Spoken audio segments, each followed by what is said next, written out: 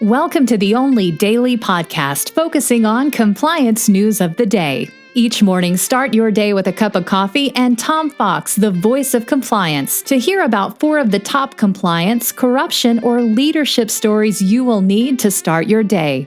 The Daily Compliance News is a production of the Compliance Podcast Network. The Daily Compliance News for December 15, 2019, the University of Texas Press edition. First up, a book about George Foreman entitled No Way But to Fight, George Foreman and the Business of Boxing. Here, Olympic gold medalist and 2-time heavyweight champion Hall of Famer George Foreman's fighting ability is only matched by his acumen for selling. The complete story of Foreman's rise from urban poverty in Houston, Texas to global celebrity has never been told. Battling against scarcity in housing and food, young Foreman fought for survival and other times just for fun. But when a government program rescued him from poverty and introduced him to the sport of boxing, his life changed forever. Author Andrew R.M. Smith traces Foreman's life and career from the Great Migration to the Great Society through the Cold War and the Culture Wars, out of urban Houston and onto the world stage where he discovered the fame that brought new challenges.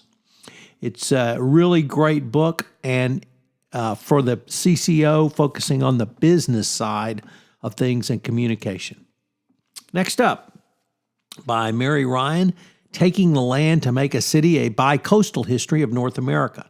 The history of the United States is often told as a movement westward beginning at the Atlantic coast and following farmers across the continent, but cities played an equally important role in the country's formation. Towns sprung up along the Pacific as well as the Atlantic as Spaniards and Englishmen took Indian land and converted it into private property. In reworking of early American history, the author shows how several cities, specifically San Francisco and Baltimore, were essential to the creation of the republics of the United States and Mexico. Baltimore and San Francisco share common roots as early trading centers whose coastal locations immersed them in an international circulation of goods and ideas. The author traces their beginnings back to the first habitations and showing how they moved towards capitalism and nation building, which could not have commenced until the cities began to be built. She shows how the citizens of Baltimore and San Francisco molded the landscape and created the economic engines of the cities. Next up, Borderland, Border Water, a history of the construction of the U.S.-Mexico divide by C.J. Alverez. From boundary surveys of the 1850s to the ever-expanding fences and highways of the 21st century, this book examines the history of construction projects that have shaped where the United States and Mexico meet.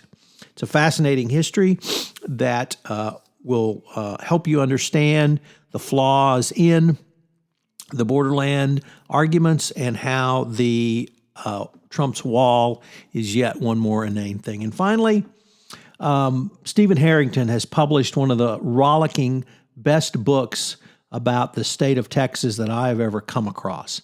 It is thousands of years of history, from Banai Mai restaurants to juke joints of Austin, as well as forgotten and famous stories. It's a struggle of land and a triumph of extremes. It's a story of drought, flood, invasion, boom and bust, and of course, oil.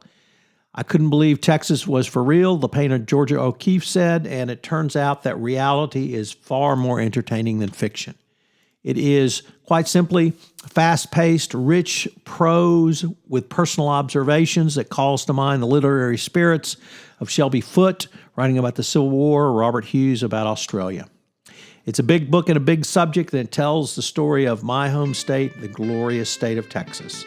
Check it out. I know you'll enjoy it. Thanks so much for listening to the Sunday Book Review.